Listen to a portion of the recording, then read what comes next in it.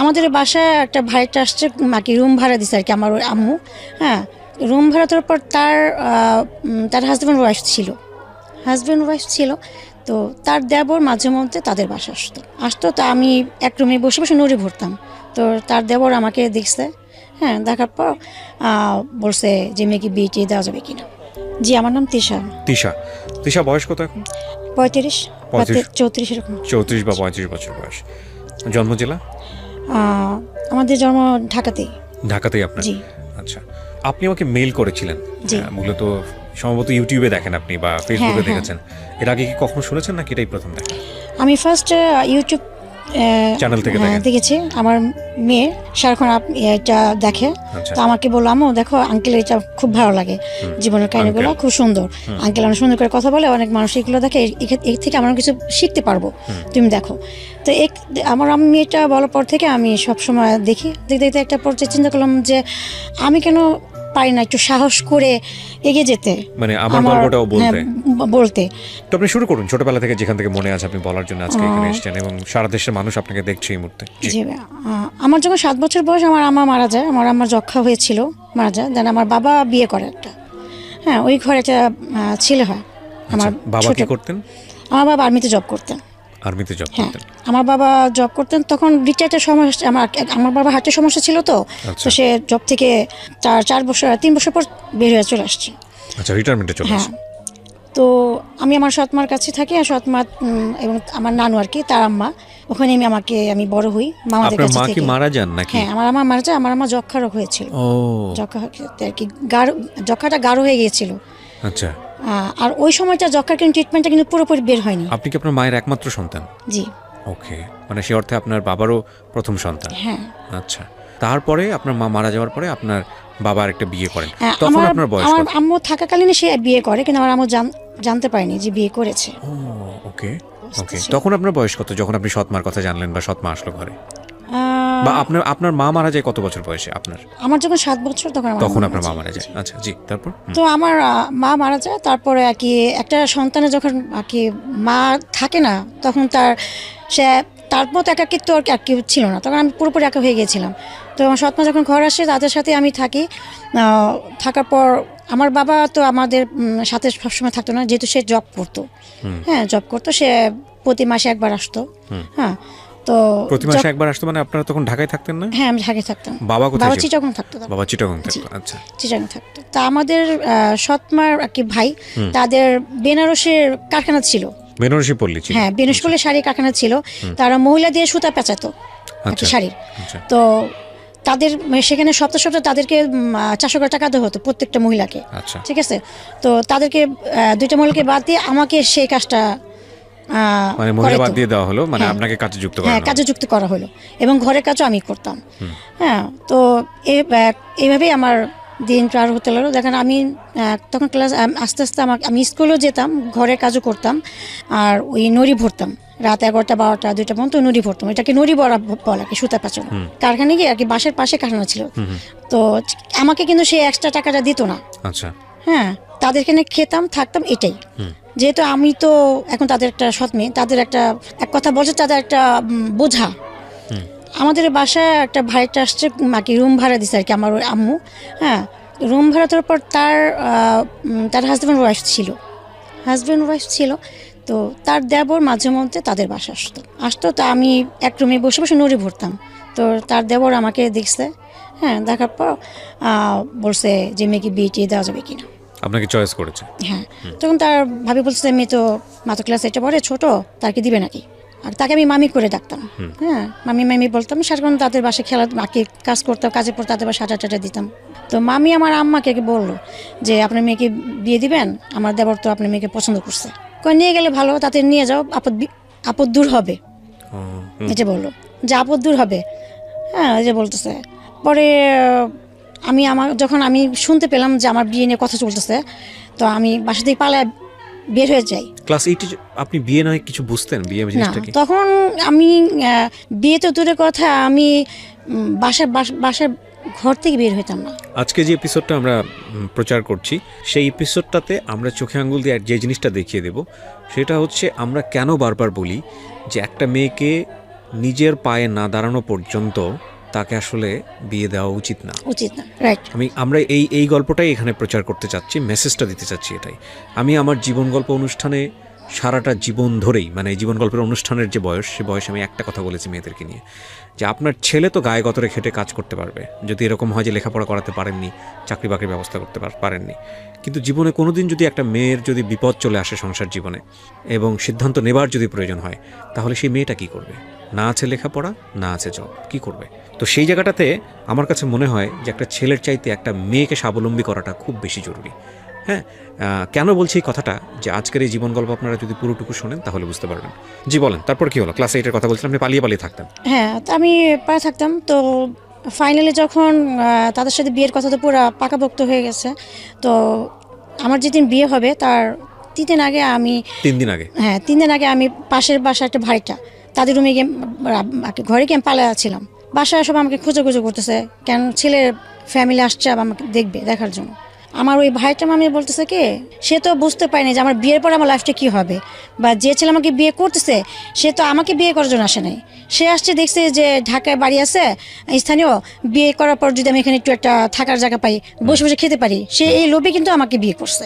তুমি এখানে থেকে যে কষ্ট করতেছো, হ্যাঁ, এই সারাদিন বাসার কাজ করতেছো, রান্না টান্না বাসার কাজ, কুয়া থেকে পানি তুলে, তখন আমাদের কল ছিল না, কুয়া থেকে পানি, কুয়া ছিল আর টিপ কল ছিল, টাইম মতো পানি আসতো 2 বেলা। তা আমার সেই সকাল ভোরবেলা উঠে কুয়া থেকে পানি তুলতে হতো, তুলে কাপড় চোপড় ধুতে হতো। আমার 9 মামা ছিল, 9 মামা আর আমার আম্মা একজন। তো তাদের এই কাজ সব কিছুই আমার করতো। তখন তারা কেউ বিয়ে করেনি, যে শুধু বড় মামা বিয়ে করেছিল। তো ওই মামি আমাকে বললো, এক কাজ করো, যেহেতু বিয়ের জন্য কি দিতেছে, আর ছেলেও অনেক দেখলাম সুন্দর টুন্দর, গার্মেন্টসের সুপারভাইজার, তুই বিয়ে করে ফেল।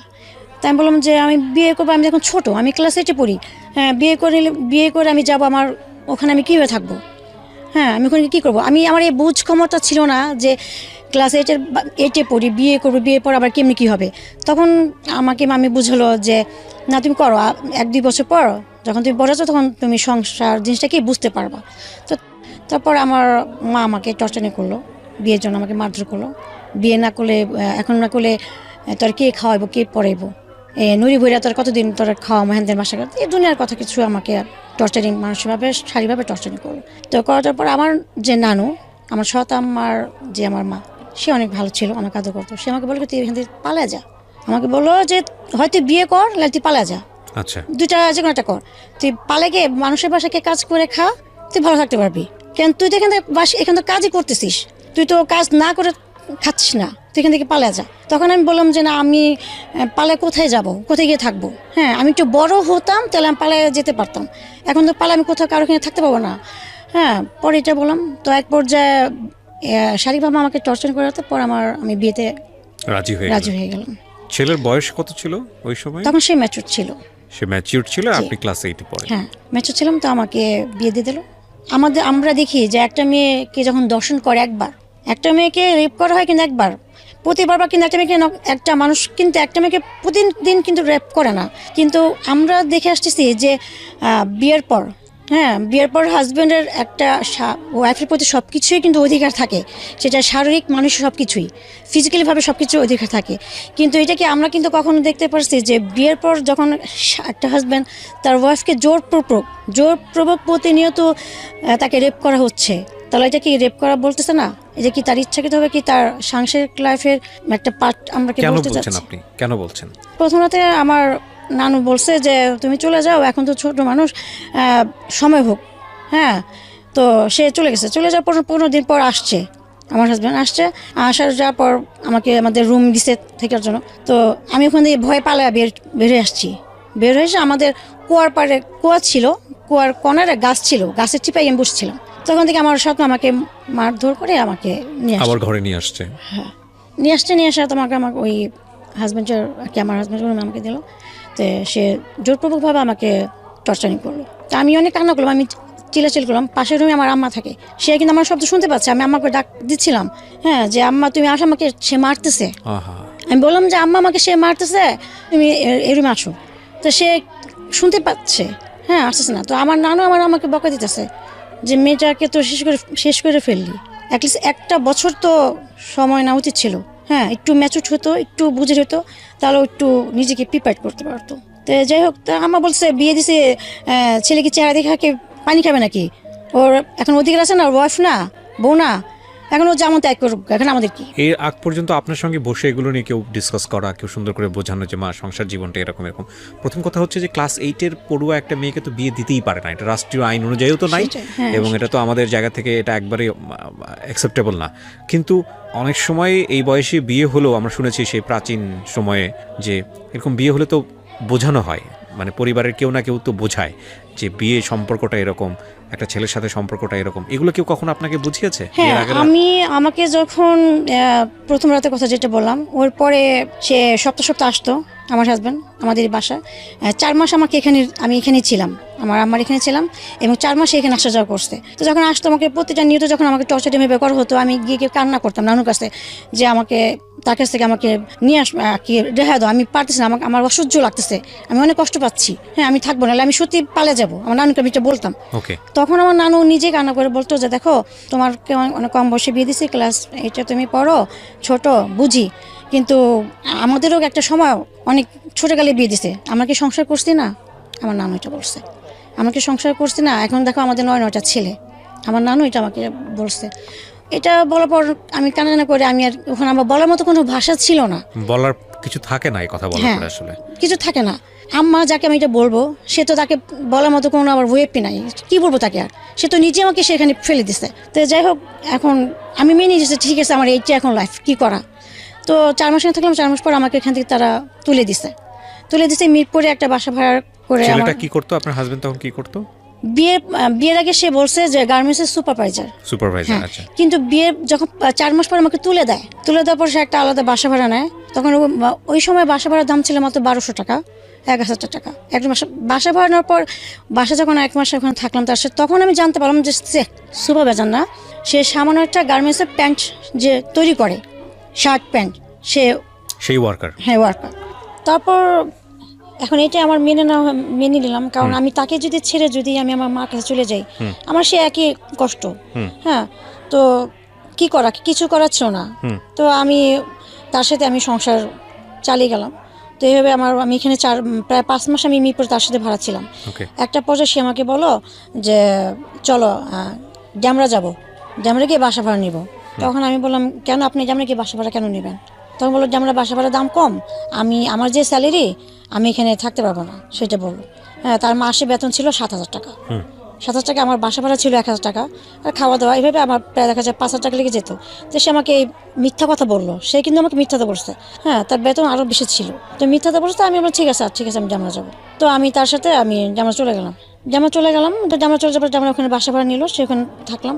তো জামরা যাওয়ার পরে সে জব করে সপ্তাহে যে টাকাটা পায়, আর তখন যে গার্মেন্টসে ইচ্ছা ছিল যে সাপ্তাহিক টাকা পেত। সে কাজ করার পর আর কি যতগুলো মাল সেলাই করার পর ওইটা হিসাব করে তাকে সপ্তাহে টাকা দিয়ে দিত।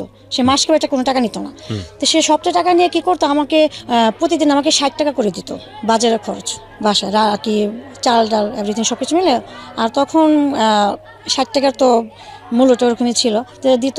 আমি ওভাবে আমার কষ্ট হতো, আমি চালিয়ে নিতাম। তো আমি যে বাসায় ভাড়া ছিলাম সেখানে দোতলা বাড়িরা ছিল। হ্যাঁ, তো ও যখন দিনে থাকতো না, আমি তার বাসায় কাজ করতাম।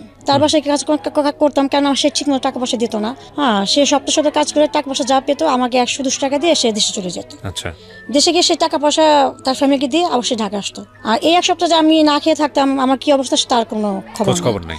হ্যাঁ, তো আমার দোতলার যে বাড়িরা সে আমাকে আদর করতো, আমার কারণে আদর করতো। আমি তার বাসায় কাজ করতাম, তার বাসায় থাকতাম। এই একটা সপ্তাহ কাজ করতাম। আবার যখন সে আসতো আবার তখন আমি ওইভাবেই করতাম। তো এইভাবে আমার সময় দিন পার হতে লাগলো। আর এর মধ্যে আমাকে তো যখন আমি বলতাম যে আপনি আমাকে এইভাবে 60 টাকা 70 টাকা করে বাজার খরচ দেন, আমার তো হচ্ছে না, আমি কীভাবে চলবো? 1-2টা মানুষ কি 3 ভেবে খাওয়া দাওয়া হয়, চলে? হ্যাঁ, আমার তো কাপড় চোপড় লাগে, এটা আমাকে তো আপনি কিনে দিচ্ছেন না। আমাকে অমুকে তমুকে আমাকে এটা দিচ্ছে, আমি সেলাই করে পড়তেছি। আপনার কি মনে হয় না যে আমি তো আপনার সম্মান, আপনার ইজ্জত এটা রক্ষা করার দায়িত্ব তো আপনার? সে বলছে আমি পারতেছি না, কি করব? তোমার মার কাছে যাও, তোমার বাবার কাছে গিয়ে চাও। সে আমাকে কথা বলতো। তো বললে আমি যখন উত্তর দিতাম তখন আমাকে গায়ে হাত দিত, মারধর করতো। তো এইভাবে করার পর একটা পর্যায়ে আমি যখন একদিন সে দেশ থেকে গেল, আমি যাওয়ার সময় আমি তাকে বললাম যে আমি খুব অসুস্থ, আমাকে হসপিটালে ভর্তি করা দরকার। আমার জ্বরের পাশে আমার প্রচণ্ড পেন করে, হ্যাঁ তলপেটে প্রচণ্ড পেন করে। আমার হাজব্যান্ড বলতে কথা, সে কী করলো, আমাকে অনেক জোরে একটা কি এখানে একটা ঘুষা কি বুকের মধ্যে ঘুষে দিয়ে আমাকে ফেলে ফেলছে। আমি অজ্ঞান হয়ে গেছি। তখন সে চলে গেছে দেশে। আশেপাশে যে ভাইটা তারা আসতে আমাকে পানিতে আমার সুস্থ করছে। তো বাড়িলা কি খালাম্মা তারা খুব রাগারাগি করতেছে যে এত ছোট বাচ্চাটাকে মেয়েটাকে বিয়ে দিছে, আর তার পরে মেয়েটা এত টর্চারিং সহ্য করতেছে, কেন কী হবে। তখন আমি যখন জ্ঞান আসলো আমাকে তারা সুস্থ করলো, তখন আমি বললাম যে আমি যে তাকে ফেলে যে আমি আমার কাছে যাব বা বাবার কাছে, আমার আপনার বলতে কেউ নাই। এখন একটাই করতে পারি, আমি তাকে ফেলে গিয়ে আমি একা আমার life আমারই করতে হবে। এখন আমি একা, আমি কোথায় যাব কি। আর তখন আমি এমন একটা ছিলাম যে আমি দিন দিনে কোনো কিছুই চিনতাম বা বুঝতাম না। আমি ছোট থেকে ঘরের ভিতরে মানুষ, আমি বাইরে মুখটা তেমন একটা দেখি নাই, বাইরে সাথে মিশি নাই যে আমার সেইটা থাকবে। সে এক সপ্তাহ পর আসবে, এক সপ্তাহ পর আসবে এই কথা বলে সে গেল, আর তার কোনো খবর নেই। তার আর কোনো খবর নেই। 10 দিন 12 দিন 1 মাস হয়ে গেছে, তার আর কোনো খবর নেই। তাকে ফোন দিয়ে পাচ্ছি না, তার ফোন নাম্বার বন্ধ আমার হাজব্যান্ডের। তখন আমি আমার দেওয়ারের আমার ফোন দিলাম, সে বলছে আমি জানি না ভাই কোথায়। কিন্তু তার কিন্তু জানে তার ভাই কোথায়, এবং তার ভাই ইচ্ছে করে পলাতক হয়েছে যেন আমি আমার বাবা আমার কাছে যাই, গিয়ে আমি টাকা পয়সা চাই যে আমার জামাইকে দেওয়ার জন্য। হ্যাঁ, জামাইকে দেওয়ার জন্য সে 4টা মেশিন কিনবে টেলের দোকান দেওয়ার জন্য। এটার জন্য তারা প্ল্যান করছে। এই কথা আমি শুনতে পারলাম আমার বড় ভাসুরের ওয়াইফের কাছ থেকে, যে দেখো এমন তারা প্ল্যান করছে, ইচ্ছা করে পলাতক হয়েছে যেন তুমি তোমার ফ্যামিলির কাছে তুমি এটা করার জন্য। তখন আমি 1 মাস হয়ে গেছে, আমি তো আমার খাওয়া দাওয়া আমার অনেক কষ্ট হচ্ছে। আমি ওই খালামার বাসায় কাজ করে 1 মাস পার করলাম। 1 মাস পার করার পরে আমি আমার নানুকে মামাদেরকে ফোন দিয়ে জানালাম এই ব্যাপার। তখন তারা বললো যাচ্ছে ঠিক আছে আমরা ব্যবস্থা করতেছি। তখন আমার মামারা টাকা পয়সা বাসার মালপত্রগুলো নিয়ে আসছে করে তাদের বাসায় নিয়ে আসছে। আমি আবার তাদের বাসায় চলে আসার পর এখন দিন যাচ্ছে, দিনের পর দিন আমার 1 দিন 2 দিন আমার মা তো আমার প্রতি প্রচণ্ড আর কি ঝগড়া, টর্চারিং, দুনিয়ার কথা গালাগালি করতেছে আমারে। জামাইয়ের ভাত খাইতে পারলাম না, হ্যান ত্যান এইভাবে আমাকে সে করতেছে। জামাইয়ের ফালাতে এসে পড়তে দুনিয়ারই করতেছে। আর তার একটা কথা যে আমি খারাপ, ভালো না। হ্যাঁ, আমার হাজব্যান্ড অনেক ভালো, সেটা বলতেছে। তাদের এই কথা শোনার পর আমার ভিতরে একটা তিক্ততা কাজ করতেছে, একটা কষ্ট করতেছে। না থাক, আমি মার্গো থেকে তার কাছে চলে যাই। হ্যাঁ, এখানে আমার মারধর খেতে হচ্ছে, এখানে তাদের কাজ করার পরও মারধর খাচ্ছি। তারা যদি একটা কাজে বোয়া রাখতো, তাদের তো বেতন দিয়ে রাখতে হতো, তাই না? 3 বেলা খাবার যদি বেতন দিত না, তো সেক্ষেত্রে আমি সেটা তো করতেছি, তাহলে কেন তাদের এত কথা শুনবো? তাহলে যাই হোক, আমি আমার স্বামীর ঘরে চলে যাই, গিয়ে তার মারধর খেয়ে অ্যাটলিস্ট আমি কোণে পড়ে থাকি। আমি এটাকে বেটার মনে করছিলাম। আমি তখন আমি তাকে খুঁজে শুরু করলাম। আমি গুলিস্তান আসলাম, বংশান আসলাম, আর কি বিভিন্ন যেখানে সে কাজ করতো। হ্যাঁ, আমি করে আমি তাকে খুঁজে তাকে কোথায় গেছে। তখন তার সাথে একজন কাজ করতো, তার মধ্যে জানতে পারলাম যে সে বংশালে কাজ করতেছে। বংশালীকে আমি তাকে পাইছি। পাওয়ার পর আমি বললাম যে আমাকে ভেবে আপনাকে ফালা রাখছেন। হ্যাঁ, আমি কোথায় আছি, কি খাচ্ছি না খাচ্ছি, হ্যাঁ এটা কি না। তখন সে বললো যে তুমি তোমার মার কাছ থেকে 40,000 টাকা নিয়ে আসো, আমি মেশিন কিনবো 4টা। হ্যাঁ, আমি বললাম সে আমাকে দিবে না। এখন আমি কি করবো, মানে যৌতুক চাই এটা। তো এই করার পর সে আমার সাথে সংসার করবে না, 40,000 টাকা দিতে সে বলতেছে। বলার পর তো আমি সেখান থেকে তার যে মালিক, সে জব করতো, সেই মালিক এবার সে শুনলো হিস্টোরি। তো মালিক এসে আমার হাজব্যান্ডকে ধমকি দিল, এবং এক পরে তার গায়ে চড়ও মারছে। একটা মেয়ের সাথে তো টাকা লোভে সংসার করতেছ, টাকা লোভে তাকে বিয়ে করছো। হ্যাঁ, এখন তোর আমি বললাম তুই এখন এই মেয়ে নিয়ে বাসা বাড়ি নিবি আজকের মধ্যে। ওর আমার হাজব্যান্ডের মালিক তাকে ধমকি দিলে, বলো যদি বাসা বানা যাস তোর 3 মাসের বেতন তোকে দিব না। আচ্ছা। তখন সে কালীগঞ্জে আমার ভাসুর থাকতো, সে ওখান থেকে চলে আসতো ঢাকায়, কালীগঞ্জে বাসা ভাড়া নিল। তো আমার হাজব্যান্ডের যে মালিক, সে কালীগঞ্জে থাকতো ভাড়া, এবং সে এক কথা বলে সে আর কি আমার একটা দায়িত্ব নিয়ে বাসটা ওখানে ভাড়া নিতে বলছে, যেন সে ওখানে যদি আমাকে টর্চারিং করে আমি তাকে জানাতে পারি। আচ্ছা আচ্ছা। এবার আমাকে বলছে যে আমি তোমার সাথে আছি, তুমি চিন্তা করো না, ও তোমার যদি কোনো রকম কোনো সমস্যা করে তুমি আমাকে বলবা। হ্যাঁ, এটা বলছে। তো কালীগঞ্জে বাসা ভাড়া নিল, এখন থাকার পর ওই যেমন আমাকে খরচ দিত তেমনই খরচ দিল। ওই দেশে যাওয়া ওরকমই চলতেছে, কিন্তু শারীরিক যে টর্চারিংটা একটু কমে আসছে। হ্যাঁ, ওই তার মালিকের ভয় দেখানো কমে আসছে। কমে আসার পর হঠাৎ করে আমি প্রেগনেন্ট হয়ে যাই। এটা হওয়ার পর তখন আমি ওখানে যে ভাইটা ছিল, আমি বললাম যে মামি দেখেন আমার এমন এই সমস্যা হচ্ছে, কেন হতে চাই না, আমার একটু ডাক্তার থেকে নিয়ে যাবেন কিনা। তখন বলছে তোমার তো মেবি তুমি কনসেপ্ট করছো। আচ্ছা, তো বিয়ের কয় বছর পরের ঘটনা এটা? এটা আমার বিয়ে প্রায় 1.5 বছর পর। চিন্তা করেন কি পরিমাণ রিস্ক এত আন্ডার এজ একটা বাচ্চা, সংসার, এবং সেখানে ওনার যখন এইরকম একটা কনসিভ মোমেন্ট, সেটার বয়স খুব বেশি হলে 14 থেকে 15, যেটা তো একেবারেই মেডিকেল সায়েন্সের জায়গা থেকে ভেরি ডেঞ্জার পিরিয়ড। বলেন তারপর। তো আমাকে তার ওখানে- মৃত্যুও হতে পারে। হ্যাঁ, আমাকে হচ্ছে ডাক্তার কাছে সে ওই খালা নিয়ে গেল এবং তার টাকা দিয়ে সে আমাকে ওখানে টেস্ট করে দেখলো যে আমি কনসিভ করছি। তো আমার হাজব্যান্ড রাতে আসলে আমি তাকে বললাম তাকে এটা। হ্যাঁ, সে আমাকে বলছে বাচ্চা নষ্ট করার জন্য। বাচ্চা রাখবে না সে? রাখবে না, নষ্ট করার জন্য। আপনার এই বাচ্চাই সেই বাচ্চা? জি। ও জানে এই গল্পগুলো? সব জানে? ওকে, বলেন তারপর। তো আমার হাজব্যান্ড বাচ্চা নিবে না, তো এ নিয়ে রাত্রে অনেক ঝগড়াঝাটি হয়েছে এবং সে আমাকে মারছে।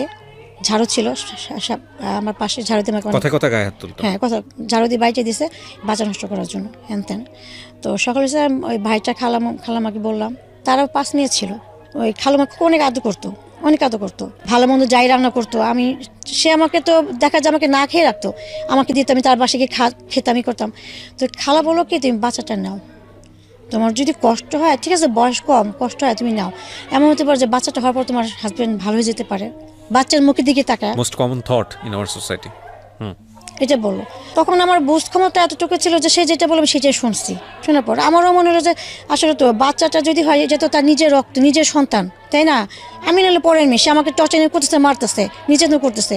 যাই হোক, আমার প্রতি হয়তো নাই, যখন একটা বেবি আসবে সেটা তো তার নিজের সন্তানকে তো সে ফেলে দিতে পারবে না। তখন হয়তো হতে পারে সন্তানের ভালোবাসা মায়া সে ঠিক হয়ে যেতে পারে, একটা ভালো একটা লাইফ আমরা পার করতে পারি। এই চিন্তাটা আমিও করলাম যখন আমাকে খালামা বুঝেলো। তখন আমি বাচ্চাটা নিয়ে নিলাম। তো বাচ্চাটা নেওয়ার পর 1 মাস 2 মাস তো ডাক্তার আমাকে, যখন ডাক্তার কাছে যায়, সে বলে আপনার শরীর অনেক দুর্বল, আপনার খেতে হবে ঠিক মতো, আপনার বেবি সমস্যা হবে। কিন্তু আমাকে যে পরিমাণে আর কি টাকা দিত, সে মানে আমি দেখা যায় 2 বেলা আমি খেতে পারতাম না ঠিক মতো। আমি ওই খালামণির বাসায়, খালার ঘরে গিয়ে খেতাম, বাইরের দিকে খেতাম। এবং আমাদের ওই বাসার সামনে একটা দোকান ছিল, স্টোরের দোকান। তো ওই দোকান থেকে সতর্কটা কিনতাম, ওখান থেকে কি শুকনা যাইটি কিনতাম, 100 টাকার মধ্যে সব কিছু কেনাকাটা করে রান্না করতাম।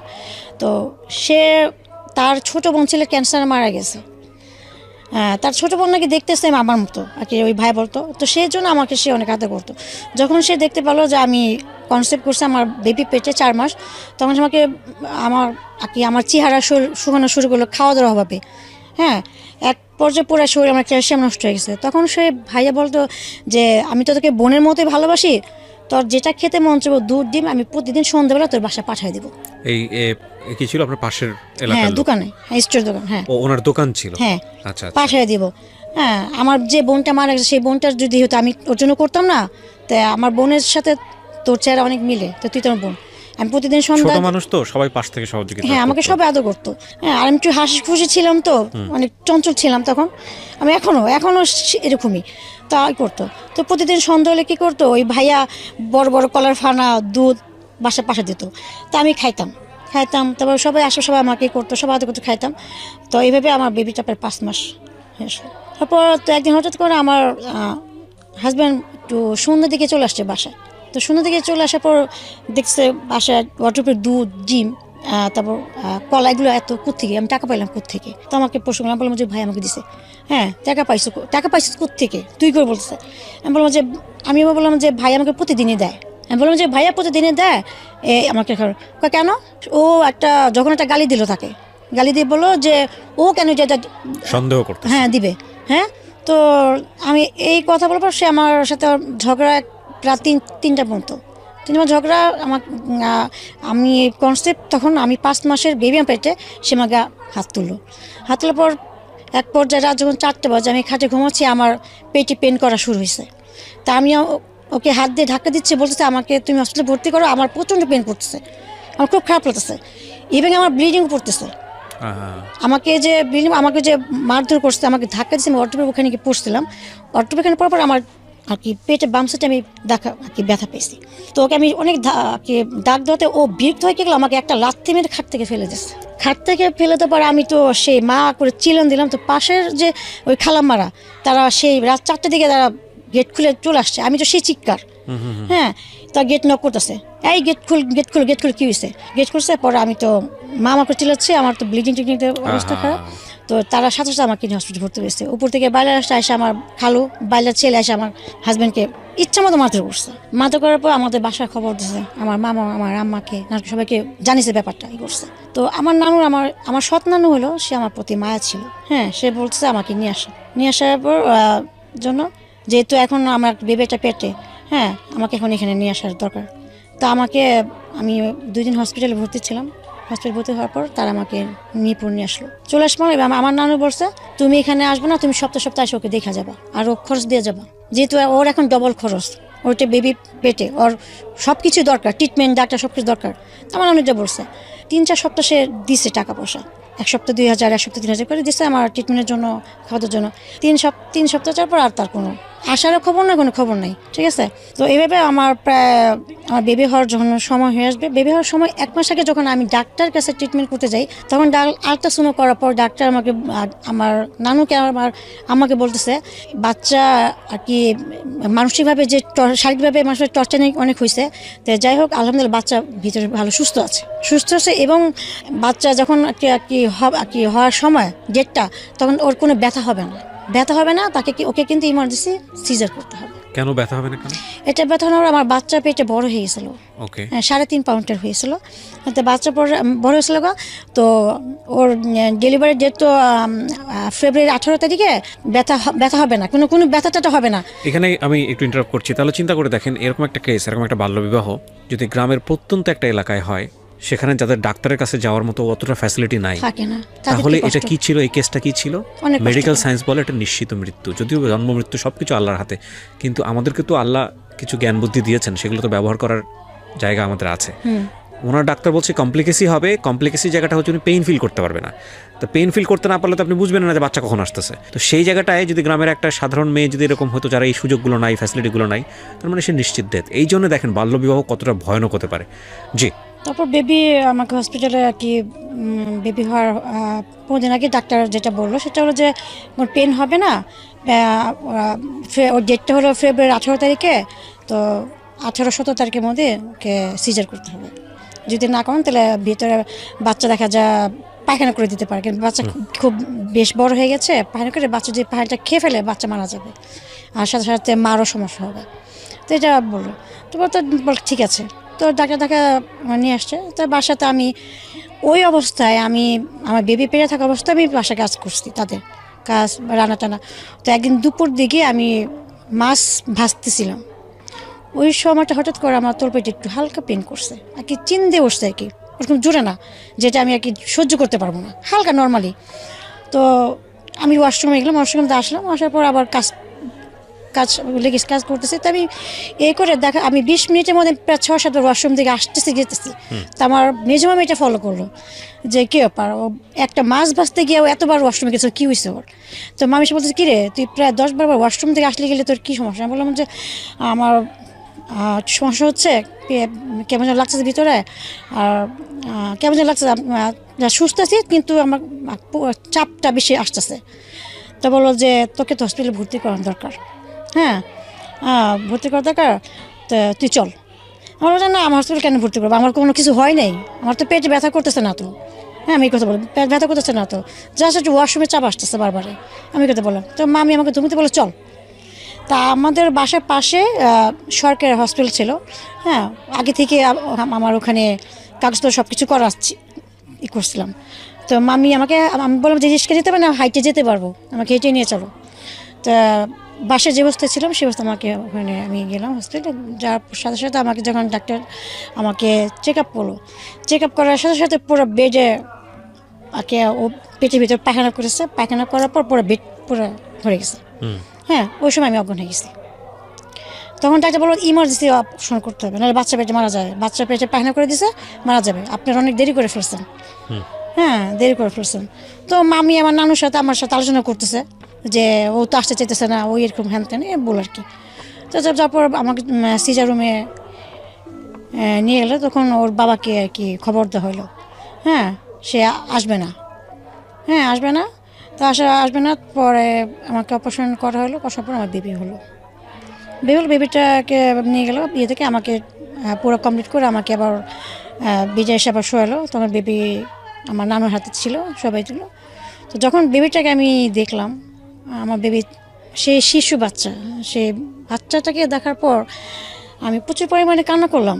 কান্না করার পর তখন আমার মনে হলো যে আমার লাইফের কোনো কষ্ট নেই। হ্যাঁ, আর তখন আমি বেবির চেহারা দেখে এত এই জিনিসটা ফিল করতেছি যে আমার বেবিটা হওয়ার আগ পর্যন্ত যে আমি ছোটো থেকে এই পর্যন্ত যে কষ্ট পাইছি, হ্যাঁ, মনে হয় না যে এই কষ্টগুলো আমার কোনো কষ্ট ছিল। আমি সব কিছু ভুলে গেছি। মনে হচ্ছে যে আমি নতুন একটা আর কি জন্ম নিলাম ওর সাথে সাথে। হ্যাঁ, তখন আমি দেখলাম যে এইটাই আমার সব কিছু, ও ছাড়া আমার কিছু না। হ্যাঁ, তখন আমি এটা চিন্তা করে করলাম যে আমি ওকে দেখার পর এতটাই হচ্ছে, তাহলে ওর বাবা যদি ওকে দেখে তাহলে ওর বাবা তো ভালো হয়ে যাবে, অনেক খুশি হবে। অনেক খুশি হবে, এত সুন্দর। আর হসপিটাল প্রত্যেকটা মানুষ বলতেছে কি মেয়ে আর কি বাচ্চা হয়েছে। হ্যাঁ, কাগর পেটে কমলা, যেটা আর কি সবাই বলে করে হাসি করতেছে। আমি একটু অনেক কালো ছিলাম আর একটু মোটা টাটা ছিলাম, তো আমার বেবিটা খুবই সুন্দর হয়েছে মাশাআল্লাহ। তো সবাই এটাই করতেছে। তো আমার মামা মিষ্টি টিষ্টি নিয়ে হসপিটাল সবাই খাওয়াচ্ছে, খুশি খেলা। তো আমার যে সৎমা আমার বেবিটাকে দেখার পরেও সে তার ভিতরে একটা মায়া আসছে। হ্যাঁ, সেও একটু তার মনটা আলাদা আলাদা করে দিছে তাকে বেবিটাকে দেখার পর। তো যাই হোক, আমি হসপিটালে 7 দিন ভর্তি ছিলাম। 8 দিনের মাথায় আমাকে বাসায় নিয়ে আসলো। তো নিয়ে আসার পর আমার হাজব্যান্ড আসেনি, তাকে খবর দেওয়া হলো। আমার বেবি যখন 21 দিন বয়স তখন আসছে সে, তখন আসছে। হ্যাঁ, 2-3টা জামা নিয়ে আসছে, আয়না বেবিকে দেখতে আসছে। দেখে এসে বলে কি আমি এখনই রাতে চলে যাবো, আমার গাজীপুরে আমি চাকরি করি, আমি যদি না যাই আমার চাকরি চলে যাবো। আসলে এটা বাহানা, সে আর কি ছুটতে চাচ্ছে, এমন অবস্থা। তো আমার নানি তাকে অনেক বকজা করলো। তো সে বেবিকে দেখে সে চলে গেল। তো তখন আমার ভিতরে আরও খারাপ কাজ করলো যে কী ব্যাপার, সে একটা থাকলো না, সে বেবিকে আধা ঘন্টা দেখে চলে গেল। 2টা জামা নিয়ে এসা 200 টাকা দিয়ে 2টা জামা সে আর কি পরের মতো দেখে সে চলে গেল, এরকম একটা অবস্থা। তো যাই হোক, তো আমার বেবিকে নিয়ে আমি আমার এখানে থাকলাম। তো আমার বেবি যখন 1 মাস বয়স, 1 মাস হয়ে গেল, তো আমার হাজব্যান্ডকে আমি অনেক নক করি, ফোন দিয়ে, সে আসে না।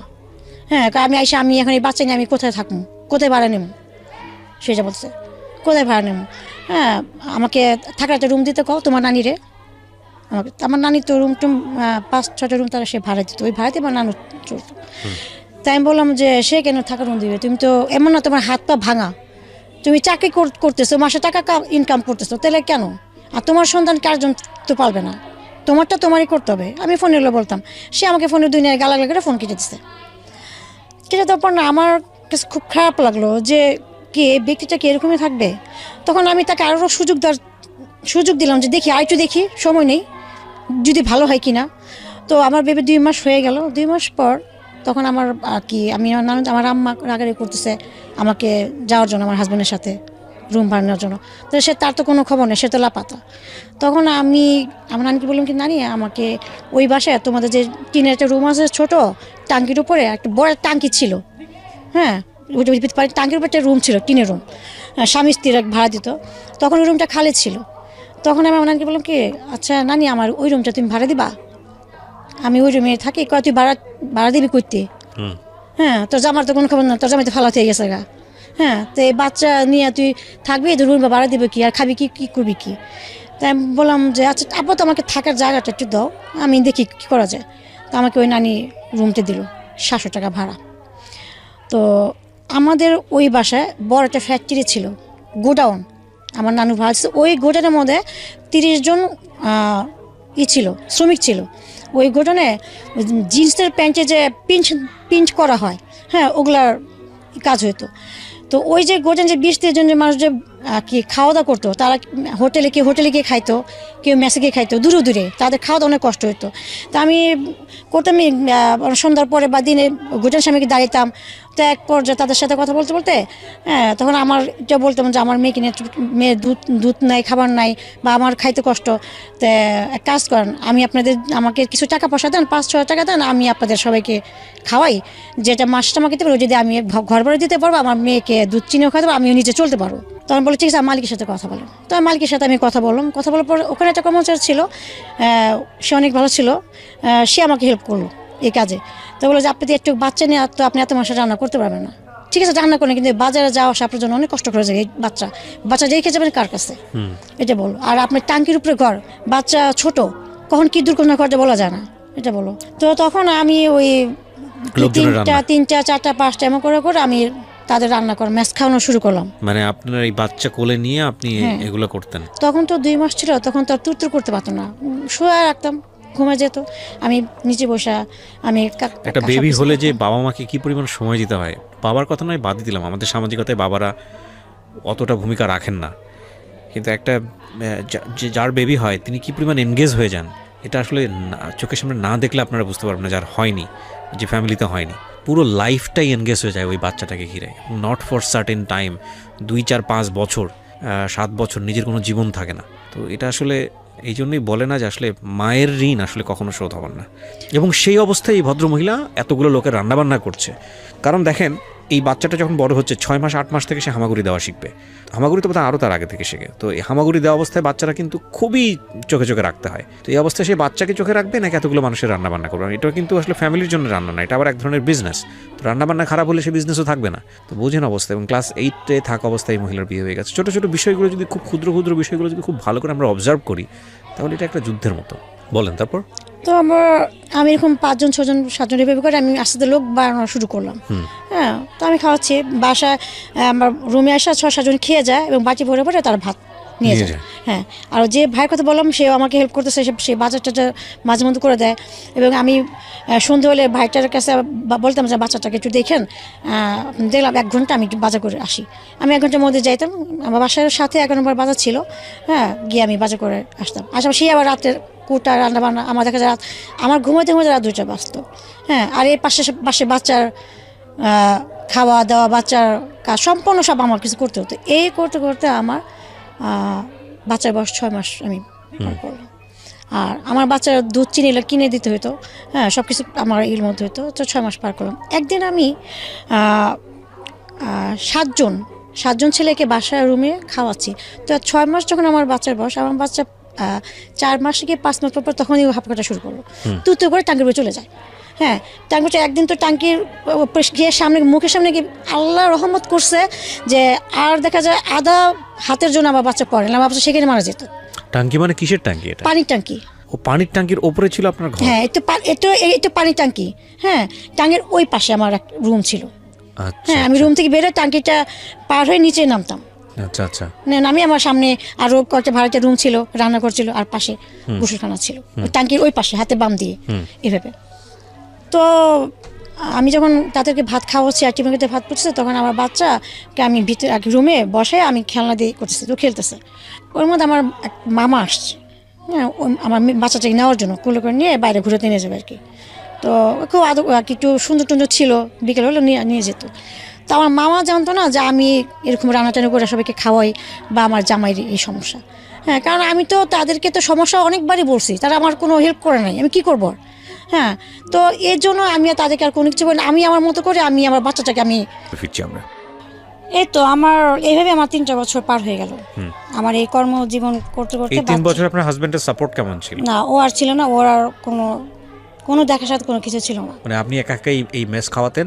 হ্যাঁ, আর আপনার বাচ্চাকে মানুষ করতেন? হ্যাঁ, মাঝখানে আমার মেয়ের বয়স যখন 2 বছর 1.5 বছর, তখন আমি যখন সবাইকে খাওয়াচ্ছি রুমে, আমার মামা এসে দেখা আমার নানুর কাছে গিয়ে বলে যে জামাই থাকতে পরপুরুষেরকে ভাত বাইরে খাওয়ানো মানে গেরি করা এক কথা, সেই কথা বলো। তার এই কথা শোনার পর আমি প্রচুর পরিমাণে কানো করলাম যে তারা কেউ আপনাকে এসে 1 টাকা দিয়ে সাহায্য করছে না, কিন্তু কথা বলার সময় সবাইকে পাওয়া যাচ্ছে। সবাই, এটা আমাদের সামাজিকতার আরেকটা বিষয়। হ্যাঁ, তখন আমি আর কি আমার বাসায় ভাইটার সাথে আলোচনা করলাম যে কেউ আমাকে 2 টাকা দিয়ে সাহায্য করবে না। হ্যাঁ, কেউ আমার বাচ্চাকে একটা দুধের ডিব্বা কিনে দেবে না। তখন আমি বাসা ছেড়ে দিছি। সেখানে একটা জিনিস খেয়াল রাখেন, ক্লাস 8 পাস এই ভদ্রমহিলা কী করবে, কোন প্রতিষ্ঠানে গিয়ে কাজ করবে? যদি আপনি বলেন যে গার্মেন্টসে গিয়ে কাজ করতে পারে, বাচ্চাটা কার কাছে রেখে যাবে? তাহলে উনি কি বেঁচে থাকবেন? ওনার কি বাঁচার অধিকার নাই? তাহলে সিচুয়েশনটা ক্রিয়েট করে দিচ্ছে পরিবার আর সমাজ, রেসপন্সিবিলিটি সমস্ত যাচ্ছে এই মহিলাটার কাছে। মানে এটা কী ধরনের মানসিকতা? ওকে, তারপর তখন আমি বাসাটা ছেড়ে আমি অন্য একটা বাসা নিলাম এক রুমে। তো ওই যে ভাই আমাকে হেল্প করতেছে, ওই যে যাদের রান্না করতেছে, সে একজন যার কথা বললাম মাঝখানে ভাইয়া, সেই আর কি বাসা আসে খাবার টাবার নিয়ে যায়, বক্সে ভরে দিয়ে নিয়ে যায়। এবার আমার বাচ্চার বয়সটা 3 বছর 3.5 বছর হয়ে গেল। তো এরপর হঠাৎ করে আমার তলপেটে প্রচুর পরিমাণে পেন করতো। হ্যাঁ, আমি ব্যথা ওষুধ খেয়ে আমি প্রায় 6 মাস পার করলাম। তারপর হঠাৎ করে আমি অজ্ঞান হয়ে পড়ে যাই, আমাকে হসপিটালে নিয়ে যায়, ওই যাদেরকে ম্যাচ খায় তারাই আমাকে ধরে টেরে নিয়ে যায়। গিয়ে ডাক্তার দেখানো হলো, ডাক্তার মহিলাটাতে বললো আমার জ্বরের পাশে টিউমার হয়েছে। আমার ইমার্জেন্সি যদি আমি অপারেশন আজকের মতো না করা হয় তাহলে আমার এটা ক্যান্সারের লক্ষণ, ক্যান্সারে দেখা দেবে।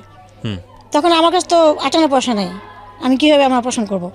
তখন ওই ভাইয়া ওখানে তো 30-40 জন শ্রমিক কাজ করতো, সবার কাছ থেকে 500-1000 এভাবে করে 30,000 টাকা এক করে তারা আমাকে অপারেশন করেছে এবং তারা আমাকে দেখছে, তারাই সুস্থ করেছে। তারা সুস্থ করছে। হ্যাঁ, তো তারপর আমি 3 দিন পর আমি বাসায় আসি। আর ওখানে যে বাসায় ভাড়া থাকে ওখানে বেহারি এক মহিলা ছিল, আমার বাচ্চাকে এই 2 দিন সে দেখছে করছে। তো তখন আমার মেয়ের বয়স 3 বছর। হ্যাঁ, আমি মাত্র ওকে না প্লেতে ভর্তি করেছি, তুরতুরে যায় গিয়ে স্কুলে চলে আসে, বাসার সাথে স্কুল ছিল। তো এর মধ্যে হঠাৎ করে আমার রং নাম্বার একটা ফোন আসলো দেশের বাড়ি থেকে। আচ্ছা, ফোন আসলো, আমি রিসিভ করলাম, কে আপনি, কাকে চান, হ্যান তেন। তখন কি হাজবেন্ডের সঙ্গে সম্পর্ক একেবারে কোনো নাই? নাই, কোনো যোগাযোগ, মানে কোনো যোগাযোগ নাই, ডিভোর্স হয়নি কিন্তু কোনো যোগাযোগ নাই। যোগাযোগই নেই। আমি তো একটা পর্যায়ে ভাবছিলাম যে সে মারা গেছে।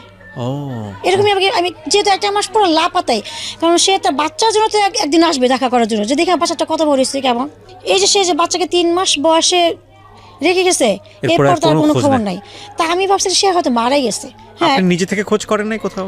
আমি নিজে থেকে এর জন্য খোঁজ করি নাই যে সে তো আমাকে আর আমার বাচ্চাকে দেখবে না, আমাকে টর্চারিং করবে। আমি যদি মারা যাই আমার বাচ্চার কি হবে? আচ্ছা, হ্যাঁ। ওকে, যাই হোক, তারপর যেটাই হোক না কেন ওনাদের মধ্যে যোগাযোগ ছিল না। ছিল 3 না। বছর যখন বাচ্চার বয়স, তার মানে আপনি এটা বোঝেন যে প্রায় 2.5 থেকে 3 বছর ওনাদের মধ্যে কোনো কমিউনিকেশন নাই। হ্যাঁ, বলেন তারপর। তো তখন আমি ওই রং নাম্বার থেকে ফোন আসছে, ফোন আসার পর তার সাথে আমি কথা বললাম। তো আমি বললাম আপনাকে চেনে, ভেবে কথা বলার পর সে বললো আপনার কি ফেসবুক আছে কিনা। তখন জন্য আমি তো ফেসবুক চালাই না, আমি ফেসবুক কিটা চালাবো, আমার তো বাচ্চা মোবাইল।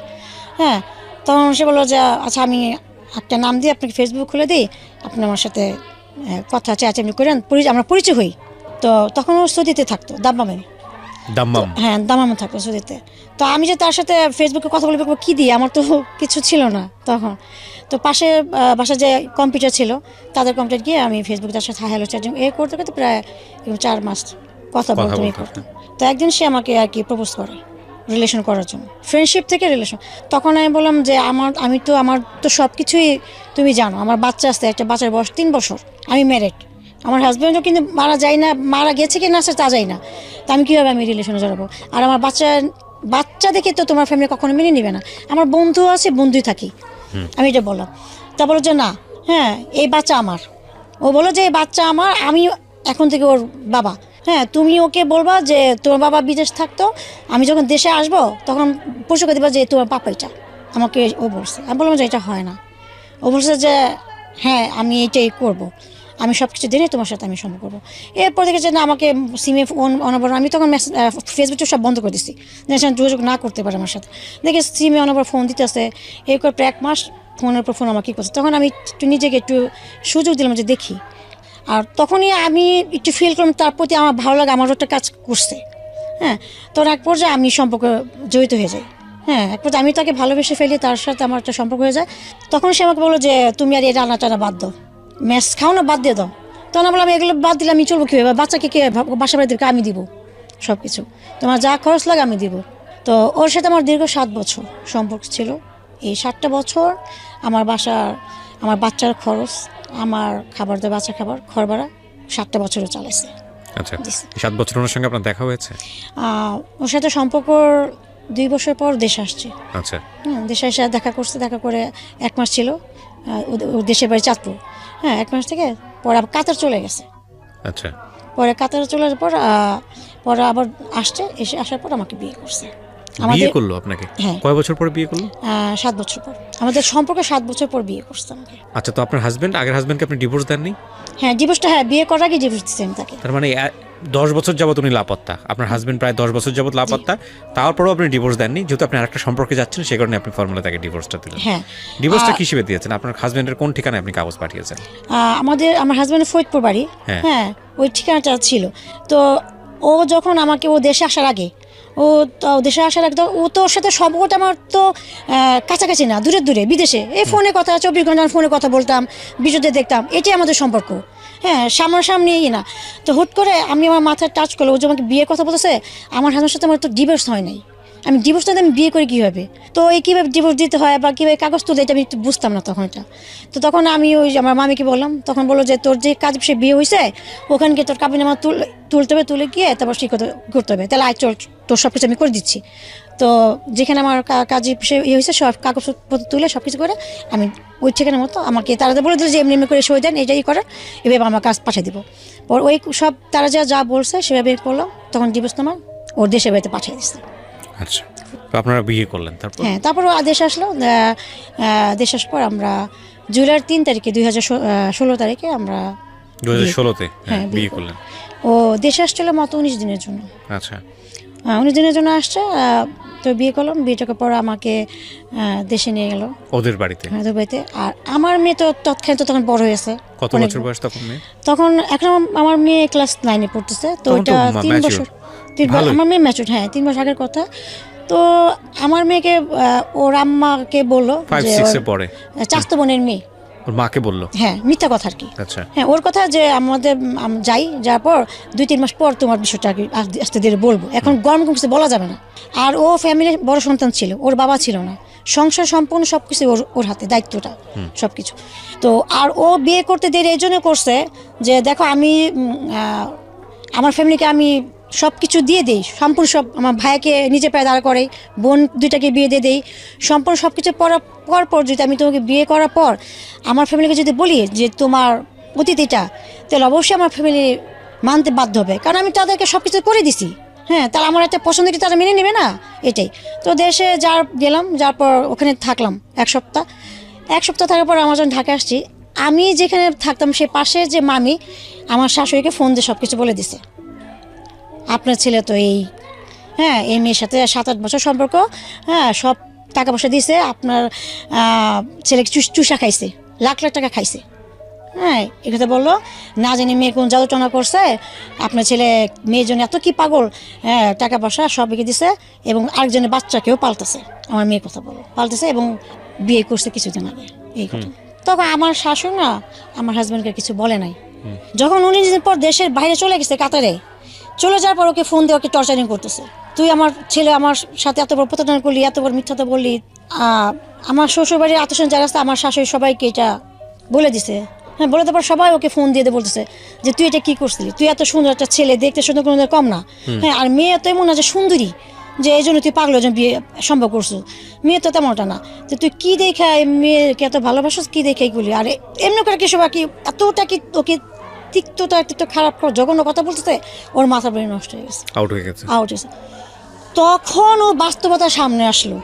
বাস্তবতার সামনে এসে যখন ও লজ্জা পাচ্ছে সবার কাছ থেকে, তখন আমি ঢাকা, তখন আমাকে ফোন দিয়ে বললো তুমি তোমাকে অনেক ভালোবাসো, তুমি একটা কাজ করবো। আমাকে কি, তুমি আমার উপরে বিশ্বাস করে তুমি দেশে যাও। আমি বললাম কেন? কিন্তু আমাকে যে দেশে পাঠাচ্ছে, ওর ফ্যামিলি ওর শুনে ওরা প্ল্যান করে রাখছে আমাকে দিয়ে ডিভোর্স দেওয়া হবে, একটা খালি স্টেপের সিগনেচার দেওয়া হবে, হ্যাঁ প্ল্যান করছে, এটা কিন্তু আমি জানি না। এটা আমার হাজব্যান্ডের সাথে কথা বলেই সব কিছুই। আর আমার হাজব্যান্ড যেমন সবসময় বলে আমি তো ডিভোর্স দিব না, তাই না? এই জন্য আমাকে মিথ্যাতে বলে যে তুমি দেশে যাও, দেশে গিয়ে যেহেতু আমার মা সব যাই নিয়ে গেছে সব কিছু, তুমি কি আমার আম্মার পাটাদের মাপচা যা সব কিছু করে মিলটাল হইয়া আসো, যাও। তা আমি ওর উপরে বিশ্বাস করে কথাটা বিশ্বাস করলাম। চেষ্টা করার পর আমি দেশে গেছি। দেশে যাওয়ার পর আমার শ্বশুরবাড়িতে আমাকে তুলে নাই। আমি আমার কাজিনের হাজব্যান্ডের সাথে আমি আর আমার খালার সাথে গেলাম দেশে, ওর বন্ধুর বাসা আমাকে তুলছে। ওখানে গিয়ে দেখি প্রায় 10 জন পুরুষ মানুষ ছিল। হ্যাঁ, তারপর এক মুরব্বি বললো যে তোমার শাশুড়ি তোমাকে মাইনে নিছে, যা হয়েছে মাইনে নিছে, এখন আমরা সবাই তোমার পক্ষে, হ্যাঁ তোমার পক্ষে, আর এর জন্য তুমি এই স্টেমে একটা সই দাও। হ্যাঁ, কেন দেখা যায় তোমার জামাই থাকবো না, তোমার শাশুড়ি যদি নির্যাতন করে, হ্যাঁ সেক্ষেত্রে আমরা তোমাকে হেল্প করবো। আমাকে মিথ্যা কথা বলছে, আসলে কিন্তু আমাকে ডিভোর্সের জন্য সই দিতেছে। তা আমি তখন বুঝতে পারার পর আমি আমার হাজব্যান্ডকে ফোন দিলাম, যে বললাম যে এগুলো কী হচ্ছে, যদি আমার শাশুর সাথে মিল করানো হয় সেখানে এত লোকজন কেন, 10-12 জন পুরুষ মানুষ, এত ভিড়ভাড় তো দরকার নাই, তাই না? আর আমাকে তোমাদের বাসায় তুলো না, আরেকজনের বাসায় কি?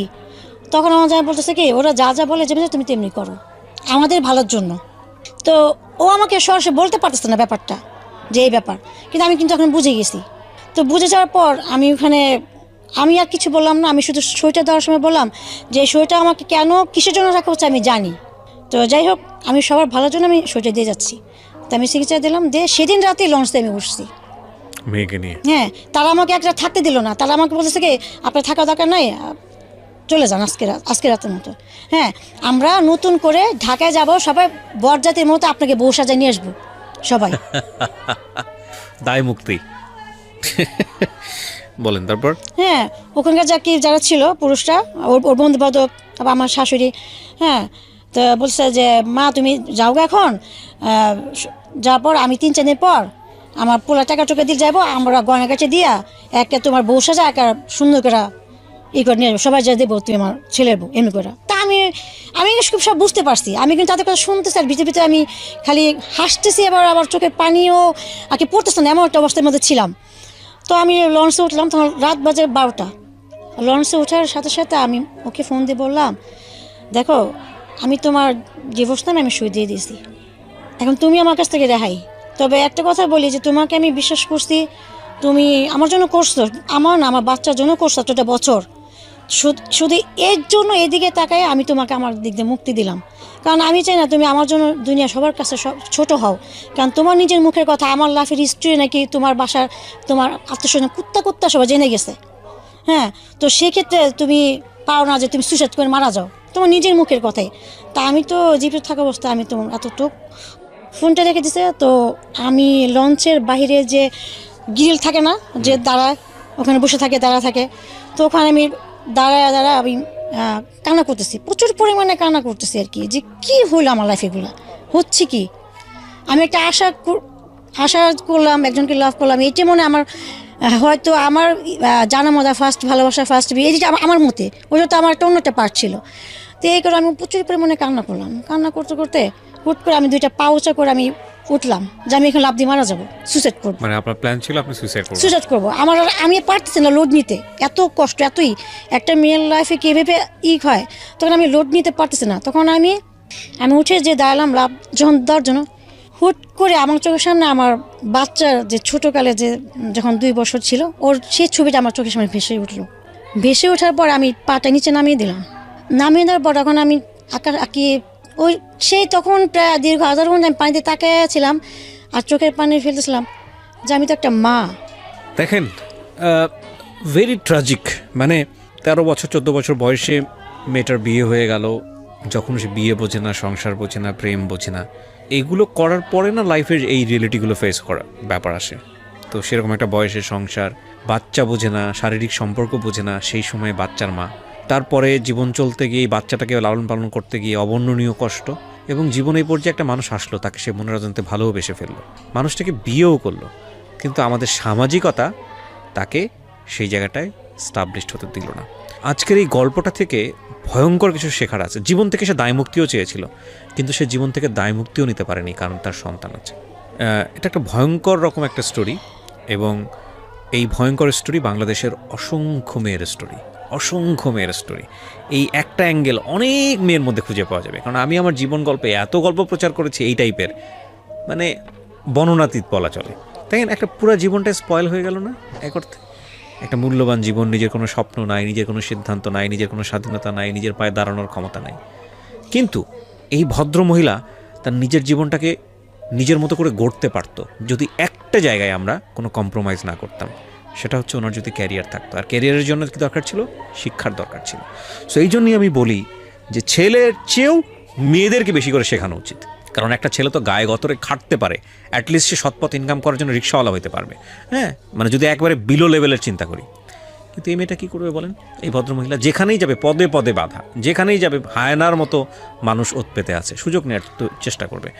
তো সেই জায়গাটা থেকে উনি যদি শিক্ষিত হতেন, মিনিমাম লেভেল অফ এডুকেশন যদি ওনার থাকতো, এবং উনি যদি একটা জব করতেন, ওনার যদি সলভেন্সিটুকু থাকতো, উনি যদি আয় করতে পারতেন, তাহলে ওনার লাইফটা হয়তো অন্যরকম হতো।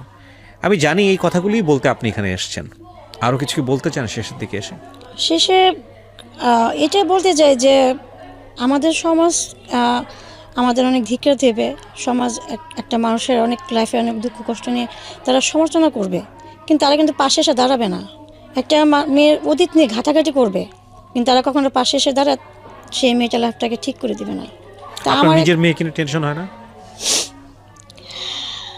আপনি নিশ্চয়ই চান না যে আপনার মেয়ের জীবনটাও আপনার মতো হোক? আমি চাই না যে আমার মেয়ের জীবনটা আমার মতো হোক, কারণ যদি চাইতাম তাহলে হয়তো আমি আমার মেয়েটাকে ছেড়ে হয়তো আমি একটা বিয়ে করতে পারতাম, লাইফটা সুন্দর করতে পারতাম। আমি ছেড়ে যাইনি। যখন আমি পাটা নেমিয়ে দিলাম তখন আমি দেখলাম যে আমি একটা মা, এই বাচ্চা তো আমার। যাই হোক, আমার লাইফে যা ঘটে গেছে, আমি তখন আমার প্রচুর পরিমাণে আমি কান্না করার পর আমার চোখের পানি আমি মুছে ফেলে দিলাম এবং বললাম যে আমার এখন শক্ত হতে হবে। আমি যদি এখন দুর্বল হয়ে যাই, আমার বাচ্চাকে আমি বাঁচাতে পারবো না। আপনি এখন কি করেন, মানে কিছু করেন?